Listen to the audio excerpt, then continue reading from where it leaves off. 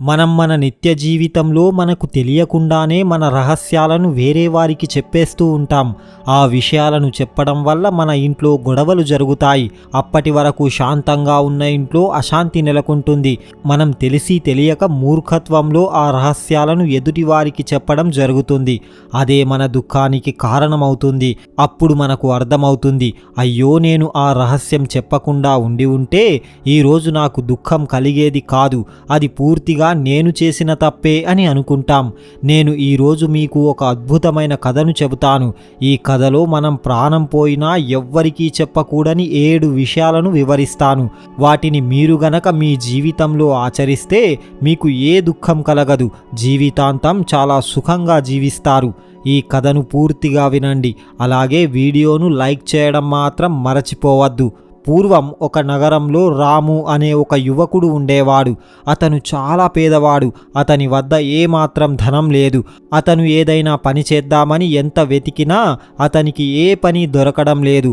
అతడిని ఎవ్వరూ పనిలో పెట్టుకోవడం లేదు. ఒకరోజు అతని భార్య అతని వద్దకు వచ్చి, చూడండి, ఇల్లు గడవడం చాలా కష్టంగా ఉంది. ఇంకా మీరు ఏ పనిని చేయడం లేదు. ఇలా అయితే మనం ఎలా బ్రతుకుతాం అంటూ అడుగుతుంది. అప్పుడు ఆ భర్త, నేను పని కోసం చాలా ప్రయత్నాలు చేస్తున్నాను. ఎవరి వద్దకు వెళ్ళి పని అడిగినా మాకు పనివాళ్ళు అవసరం లేదు అని వెనక్కి పంపించేస్తున్నారు. నేను పని కోసం వెతికి అలసిపోయాను. నాకేమీ అర్థమే కావడం లేదు. ఇక నేను ధనం ఎలా సంపాదించాలి?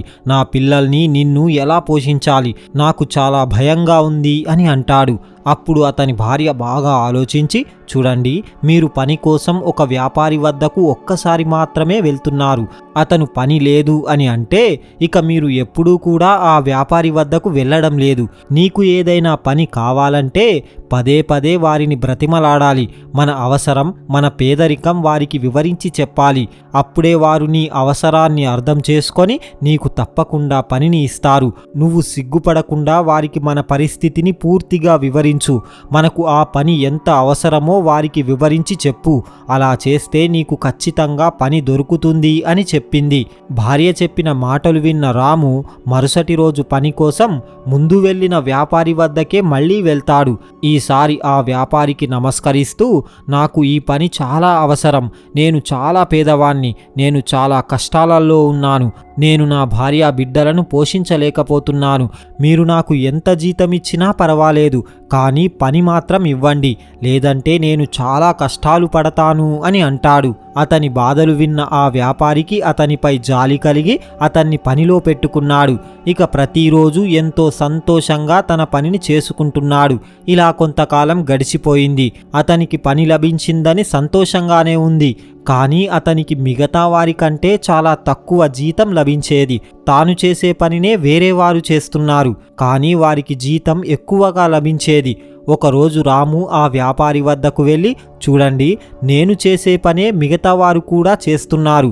అందరం సమానంగానే పని చేసుకుంటున్నాం, కానీ వారికి మీరు జీతం ఎక్కువగా ఇస్తున్నారు. నాకు మాత్రం వారికంటే చాలా తక్కువ జీతం ఇస్తున్నారు. ఎందుకు అలా చేస్తున్నారు అంటూ అడుగుతాడు. అప్పుడు ఆ వ్యాపారి, చూడు, నిజానికి నాకు పనివారు అవసరం లేదు, కానీ నీకు ఈ పని ఎంతో అవసరమని అడిగితేనే నేను నీకు ఈ పనిని ఇచ్చి జీతం ఇస్తున్నాను.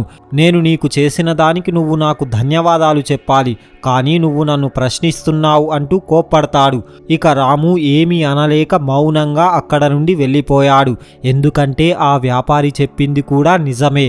అతని అవసరాన్ని చూసి అతనికి పనిని ఇచ్చాడు. ఇక రాము ఈ విషయాన్ని మెల్లిమెల్లిగా తన బంధువులకు, మిత్రులకు చెప్పడం ప్రారంభించాడు. మా వ్యాపారి అందరికీ ఒకేలాగా వేతనం ఇవ్వడం లేదు. నేను ఎంత పని చేసినా నాకు చాలా తక్కువ వేతనం ఇస్తున్నాడు. మా వ్యాపారి మంచివాడు కాదు అంటూ అందరికీ చెప్పుకొని తిరిగేవాడు. ఇలా కాలం గడుస్తూనే ఉంది. రాము తన పనిని తాను చేసుకొని వెళ్ళిపోయేవాడు. ఇక వ్యాపారి మిగతా వారికంటే ఎక్కువ పనిని రాముతోనే చేయించేవాడు, కానీ జీతం మాత్రం అందరికంటే తక్కువగానే ఇచ్చేవాడు. ఇది రాముకి అస్సలు నచ్చడం లేదు. ఇక అతనికి మెల్లిగా పని మీద ఆసక్తి కూడా తగ్గిపోయింది. విలువలేని చోట నేను పని చెయ్యను అంటూ ఇక కొన్ని రోజుల్లోనే ఆ పనిని మానేసి ఇంట్లోనే ఉండిపోయాడు. మళ్ళీ కథ మొదటికి వచ్చింది. ఇల్లు గడవడం కష్టంగా మారింది. ఇక రాము తన బంధువులకు మిత్రులకు సహాయం చేయమని అడుగుతాడు. కానీ ఎవ్వరూ సహాయం చేయడం లేదు. అందరూ అతన్ని తప్పించుకొని తిరుగుతున్నారు. అందరూ అతను ముందు ఉన్నప్పుడు మాత్రం అతని పరిస్థితిని చూసి జాలిపడినట్టుగా నటించేవారు.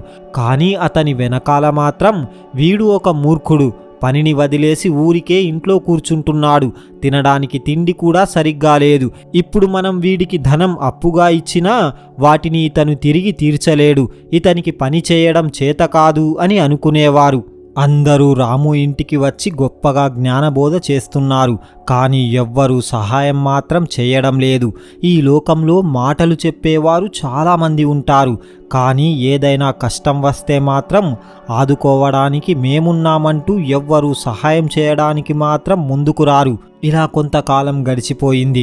ఒక రోజున తన పక్క ఊరిలో ఒక సాధువు ఉన్నాడని, అతను అందరి సమస్యలకు పరిష్కారం చూపిస్తున్నాడని ఒక వ్యక్తి చెబితే ఇక ఏమీ ఆలోచించకుండా మరునాడు ఉదయమే ఆ సాధువు వద్దకు చేరుకొని ఆయన పాదాలకు నమస్కరిస్తూ జరిగినదంతా ఆయనకు చెబుతాడు. ఆ సాధువు గొప్ప జ్ఞానవంతుడు, ఎలాంటి సమస్యకైనా పరిష్కారం చెప్పేసేవాడు.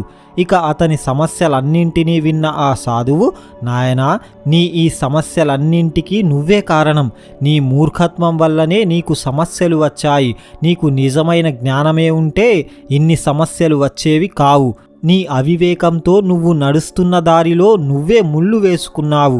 నాయనా, నేను నీకు ఈరోజు అత్యంత జ్ఞానవంతమైన, ప్రతి మనిషికి తన జీవితంలో ఎంతో ఉపయోగపడే 7 విషయాలను చెబుతాను. వాటిని ఎట్టి పరిస్థితులలో కూడా ఎదుటివారికి చెప్పకూడదు. వాటిని నీ జీవితంలో అనుసరిస్తే ఇప్పుడున్న దుఃఖాలన్నీ తొలగిపోయి ఇక జీవితాంతం ఎంతో సుఖంగా నీ జీవితాన్ని గడుపుతావు. ఆ 7 విషయాలలో మొదటిది అతి ముఖ్యమైనది. నీ నిస్సాయతను, నీ దీనస్థితిని ఎవ్వరికీ చెప్పవద్దు. నీ దీనస్థితిని, నిస్సాయతను ఎదుటివారికి చెప్పి వారి నుండి దయను, సానుభూతిని పొందకూడదు. ఈ రోజున వాళ్ళు నీ పరిస్థితిని చూసి నీకు సహాయం చేసినా మరుసటి రోజు వేరే వారి ముందు నీ గురించి తప్పుగా చెబుతారు. నీకు ఏమాత్రం వాళ్ళు విలువను ఇవ్వరు. అందుకే ఎవ్వరి ముందు మన స్థితిని చెప్పకూడదు. మన ఇంట్లో 2 ఎండిపోయిన రొట్టెలు ఉన్నా సరే వాటిని తిని పడుకోవాలి, కానీ ఆ విషయాన్ని మాత్రం ఎదుటివారికి చెప్పకూడదు. ఎదుటివారి ముందు మాత్రం సాధారణంగానే జీవించాలి. ఒక్కసారి ఆలోచించు, నీ దీనస్థితి గురించి ఎదుటివారికి ఎందుకు చెప్పుకుంటావు? వారి నుండి సానుభూతి పొందడానికి లేదా ఆర్థికంగా సహాయం పొందడానికే కదా. అలా చేస్తే ఎదుటివారు నిన్ను వారి ప్రయోజనాల కోసం వాడుకుంటారు. ఎందుకంటే నీ అవసరం వారికి తెలుసు. నువ్వు దానికోసం ఏ పనినైనా చేస్తావని వాళ్లకు తెలుసు. అలాంటప్పుడు వాళ్ళు నిన్ను ఒక పావులాగా వాడుకుంటారు. అందుకే మన అవసరాలను, దీనస్థితిని, మన నిస్సాయతను ఎవ్వరికీ చెప్పవద్దు. ఇక ఎవ్వరికీ చెప్పకూడని 2వ విషయం, మనం గతంలో చేసిన తప్పులను, అలాగే మనం భవిష్యత్తులో చేయబోయే ముఖ్యమైన పనుల గురించి ఎవ్వరికీ చెప్పవద్దు. ఒక్కసారి ఆలోచించు, మనం గతంలో చేసిన తప్పులను వేరే వ్యక్తికి చెబితే ఆ తప్పులు ఒప్పులుగా మారిపోవు కదా. అలాంటప్పుడు వాటిని వేరే వారికి చెప్పడం వల్ల ఏం ప్రయోజనం? మనమే మన తప్పులను బయట పెట్టుకున్నట్టుగా ఉంటుంది. అలా చేయడం వల్ల ఎదుటి వ్యక్తి దృష్టిలో మనం తప్పుడు వ్యక్తిగా మిగిలిపోతాం. అందుకే మనం గతంలో చేసిన తప్పులను ఎవ్వరికీ చెప్పవద్దు. అలాగే మనం భవిష్యత్తులో చేయాలనుకుంటున్న ముఖ్యమైన పనులను కూడా ఎదుటి వ్యక్తికి చెప్పవద్దు. మనం చేయబోయే పని గురించి ఎదుటి వ్యక్తులకు అవసరమే లేదు. అలాంటి వారికి మనం భవిష్యత్తులో చేసే పని గురించి ఎందుకు చెప్పాలి? మనం ఆ వ్యక్తికి భవిష్యత్తులో చేస్తామన్న పని ఒకవేళ మనం ఆ పనిని పూర్తి చేయలేకపోతే మనం ఎవరికైతే ముందుగానే ఆ పని గురించి వివరించి చెప్పామో ఆ వ్యక్తి ముందు మనం చులకనైపోతాం. ఇక ఎవ్వరికీ చెప్పకూడని 3వ విషయం, మన ఇంట్లో జరిగిన ఏ విషయమైనా సరే, అది చిన్నదైనా పెద్దదైనా, మంచి అయినా చెడైనా, ఎట్టి పరిస్థితులలో బయట వారికి చెప్పకూడదు. మన ఇంట్లో ఉన్న తల్లిదండ్రులతో కానీ, భార్యతో కానీ, మన పిల్లలతో కానీ ఏదో ఒక విషయం, వారితో మంచో చెడో ఏదో ఒకటి మాట్లాడుకుంటాం. ఆ మాటలు మన ఇంటిని దాటి బయటకు వెళ్ళకూడదు. ఒకవేళ ఎవరైనా ఈ విషయాలను బయట వారికి చెబితే మనమే వారికి మన గురించి తప్పుగా మాట్లాడుకునే అవకాశం ఇచ్చినట్లుగా అవుతుంది. ఆ విషయం ఒక్కరితోనే ఆగకుండా ఊరందరికీ తెలిసిపోతుంది. ఇప్పటి సమాజంలో ఇదే నడుస్తుంది. మన ఇంట్లో గొడవ జరిగితే వాటిని తీసుకువెళ్ళి బంధువులకు, పక్కవారికి చెబుతూ ఉంటారు. ఇలా చేయడం వల్ల మీకు ఏమీ లాభం ఉండదు. అంతేకాక ఆ గొడవలు మరింతగా పెరుగుతూనే ఉంటాయి. అందుకే ఏ విషయాలైనా సరే అందరూ కలిసి ఇంట్లోనే పరిష్కరించుకోవాలి. ఇంట్లోని విషయాలు గడప దాటి బయటకు వెళ్ళకూడదు. ఇక ఎవ్వరికీ చెప్పకూడని 4వ విషయం, ఇది అతి ముఖ్యమైనది. మన సంపాదనను ఎట్టి పరిస్థితులలో ఎదుటివారికి చెప్పకూడదు. ఎందుకంటే ఒక్కసారి ఆలోచించండి, మనకు సంపాదన ఎక్కువగా వస్తుందని మన స్నేహితులకు చెబితే ఆ స్నేహితునికి ఏదైనా ఒక ఆర్థిక సమస్య వస్తే అతను ఖచ్చితంగా నిన్నే గుర్తు చేసుకుంటాడు. ఎందుకంటే నీ సంపాదన అతనికి తెలుస్తుంది కాబట్టి. నువ్వు మాత్రమే అతనికి సహాయం చేయగలవనుకుంటాడు. అతను వచ్చి నీకు సహాయం అడుగుతాడు. నువ్వు సహాయం చేస్తే అంతా బాగానే ఉంటుంది. ఒకవేళ నువ్వు వేరే కారణాల వల్ల అతనికి సహాయం చేయలేకపోతే అప్పుడు ఆ వ్యక్తి నీ గురించి ఇలా అనుకుంటాడు, ఇతను బాగానే సంపాదిస్తున్నాడు, ఇతని వద్ద చాలా ధనముంది, ఇతను అనుకుంటే నాకు సహాయం చేయగలడు, కానీ కావాలనే నాకు సహాయం చేయడం లేదు అని అనుకుంటాడు. ఇక ఆ రోజుతో స్నేహం కూడా చెడిపోతుంది. ఒకవేళ మీ సంపాదన తక్కువగా ఉంటే మిమ్మల్ని చూసి నవ్వుకుంటారు, చిన్న చూపు చూస్తారు. ఒకవేళ మీరు ఎక్కువగా సంపాదిస్తే ఆర్థికంగా సహాయం చేయమని అడుగుతారు. ఆర్థిక సహాయం చేయకపోతే బంధువులు, స్నేహితులు అందరూ దూరమవుతారు.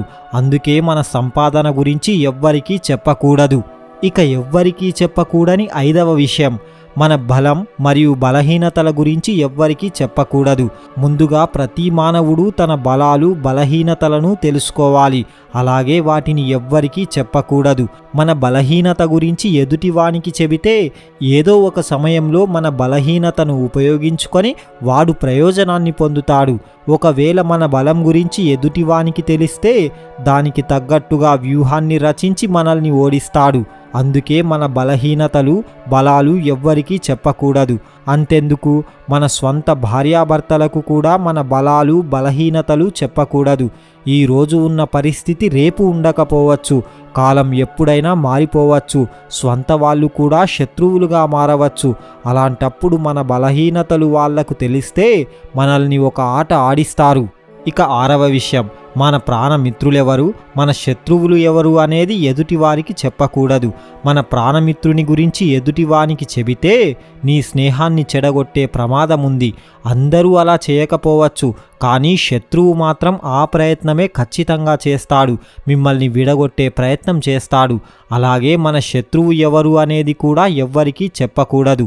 ఎందుకంటే ఈరోజు నీతో స్నేహంగా ఉన్న వ్యక్తి రేపు నీకు శత్రువుగా మారితే అతను నేరుగా నీ శత్రువుతోనే చేతులు కలిపి నిన్ను నాశనం చేసే ప్రయత్నం చేస్తాడు. అందుకే ఎంతటి ప్రాణ స్నేహితుడైనా నీ శత్రువు గురించి మాత్రం చెప్పకూడదు. ఇక చివరిది 7వది, నువ్వు దానం చేస్తే ఆ దానం చేసిన విషయం ఎవ్వరికీ చెప్పకూడదు. అలా అందరికీ తెలిసేలా దానం చేస్తే ఆ దానం వ్యర్థమవుతుంది. ఆ ఫలితం కూడా నీకు లభించదు. నేను ఇంత గొప్పగా దానం చేశాను అని చెప్పుకోకూడదు. అది నీ అహంకారంగా మారుతుంది. అందుకే దానం అనేది గుప్తంగా చేయాలి. కుడి చేతితో దానం చేస్తే ఆ విషయం ఎడమ చేతికి తెలియకూడదు. 7 విషయాలను చెప్పిన ఆ గురువు, నాయనా, ఈ 7 విషయాలు ఎవరైతే తమ జీవితంలో పాటిస్తారో, వారి జీవితంలో వీటిని అనుసరిస్తారో ఎల్లప్పుడూ వాళ్ళు సుఖంగా, చాలా సంతోషంగా తమ జీవితాన్ని జీవిస్తారు. అలాగే వారి ఇంట్లో ఎలాంటి గొడవలు జరగవు అని చెబుతాడు. ఇక గురువుగారు చెప్పిన మాటలు విన్న రాము గురువుగారికి నమస్కరించి అక్కడ నుండి తన ఇంటికి వెళ్ళిపోయాడు. చూశారు కదా. మీకు గనక ఈ వీడియో నచ్చితే జై శ్రీకృష్ణ అని ఒక చిన్న కామెంట్ చేయండి. ఇలాంటి మరిన్ని వీడియోస్ కోసం ఇప్పుడే మా ఛానల్ని సబ్స్క్రైబ్ చేసుకోండి. పక్కనే ఉన్న బెల్ ఐకాన్ని ప్రెస్ చేయండి. మా వీడియోని లైక్ చేయండి, షేర్ చేయండి. జై శ్రీకృష్ణ.